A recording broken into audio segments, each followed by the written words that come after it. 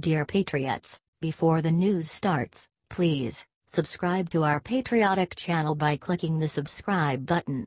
Give us a thumbs up to this video. Don't forget to leave your opinion below in the comments section. Share the news on Facebook and Twitter so your friends see it. Thank you. Right after pardoning Joe Arpaio, Trump just did something huge for Sheriff David Clarke. Donald Trump may be president now and working hard to try and put our country back together with his time in office, but that does not mean he forgets the people who got him there. Just last week the president issued a pardon to Joe Arpaio, a retired sheriff accused of violating a court order. Today, he gave a special gift to another cop buddy of his, Sheriff David Clarke. President Trump told everyone how good Sheriff Clarke's new book Cop Under Fire, Moving Beyond Hashtags of Race, Crime, and Politics for a Better America. The president tweeted, "A great book by a great guy, highly recommend. Lefties hate Sheriff Clarke, mainly because he is a conservative black cop. He also has driven them crazy by going after BLM, Antifa, and other leftist hate organizations." If you were not already aware, Clarke also was one of the first people to defend Trump's response to Charlottesville. He saw it for what it really was, a declaration that our country will not tolerate hate on either side. Sheriff Clarke is a man who simply has dedicated his life to upholding law and order, and there is nothing wrong with supporting a hero like this.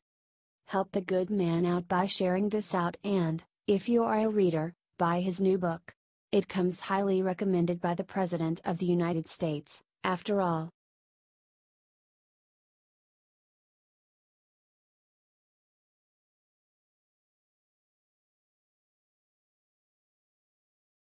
Here he comes. Trump just announced something huge for Texas that has everyone smiling. Remember back when Obama took forever to visit the poor Louisiana flood victims? Donald Trump went instead, delivering goods to the poor people. And he is doing it again. Well, the president has a big surprise in store for Texas on Tuesday. Now that's gonna blow everyone away. President Trump will be visiting Texas on Tuesday to help with Hurricane Harvey.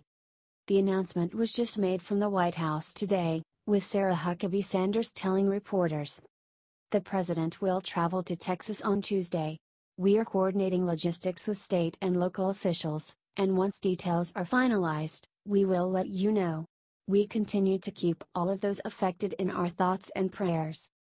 President Trump himself candidly hinted at the timing of the trip in a tweet earlier, although how soon it is was the biggest surprise.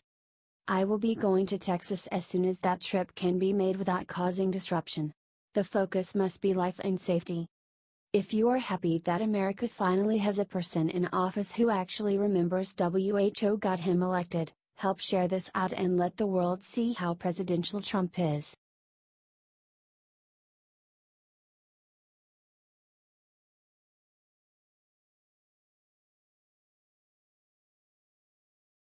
Fix is in John Podesta's dirty Russian secret leaked on Fox News, and it's awful. The MSM created the conspiracy theory that the Trump campaign worked with Russia during the 2016 election. Although no information at this point has never been substantiated.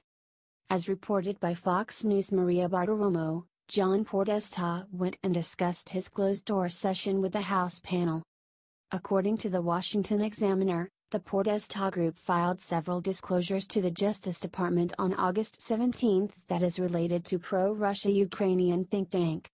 In April, the Washington lobbying firm that was run by Tony Podesta filed a document saying that they worked for the pro-Russia European Center for Modern Ukraine. Share this right now to expose the Democrats for the crooked traitors they appear to be. They have more ties to Russia than Trump.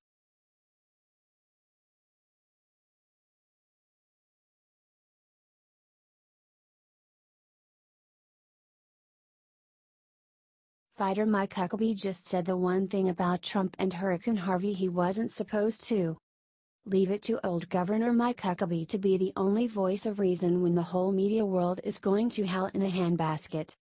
If you get news from MSNBC, CNN, Washington Post, New York Times, or one of the other propaganda sources, you would believe Trump went on vacation to free Arpaio to avoiding the hurricane altogether. So wrong.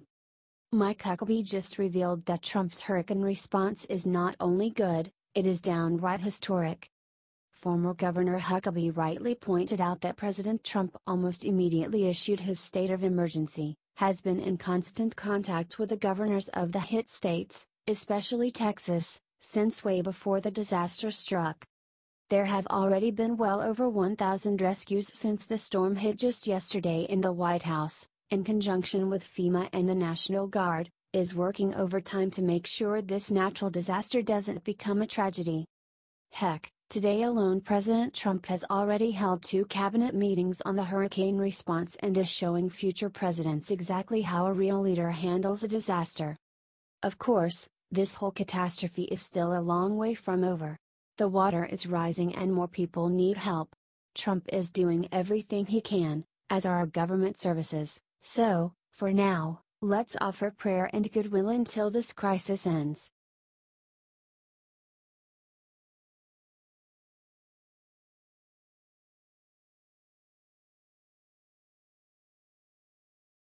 Violent video media doesn't want people to see what alt-left thugs do to this Trump supporter. This is Berkeley, California in 2017.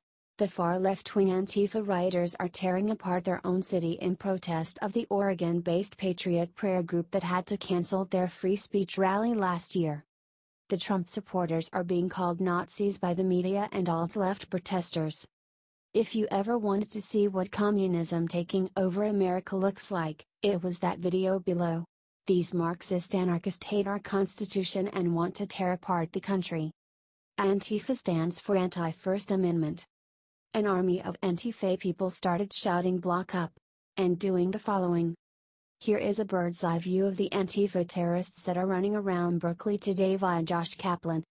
This is in America. I repeat. This is in America. Share this if you think it's time to make this country great again. The alt-left wants to make America hate again. Do not let their words fool anyone. We need to get these videos in front of the public. The media is covering for these violent anarchists. Help spread this everywhere and expose them.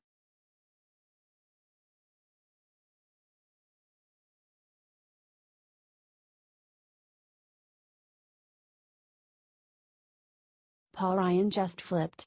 Look what he just did to stab Trump in the back. It's very well documented that House Speaker Paul Ryan is still a supporter of President Trump.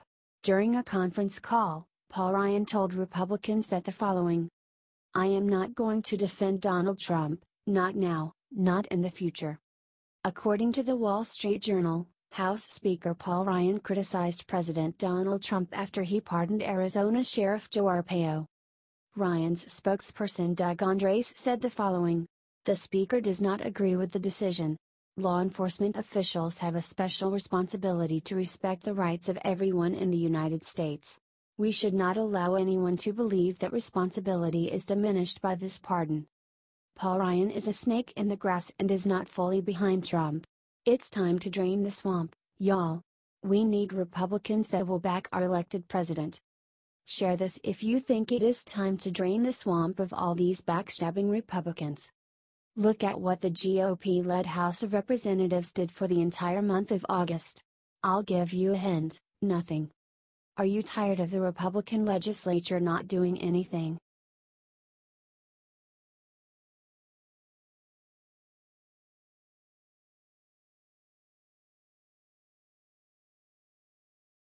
As God is my witness, liberals just destroyed Scarlett O'Hara with this sick move.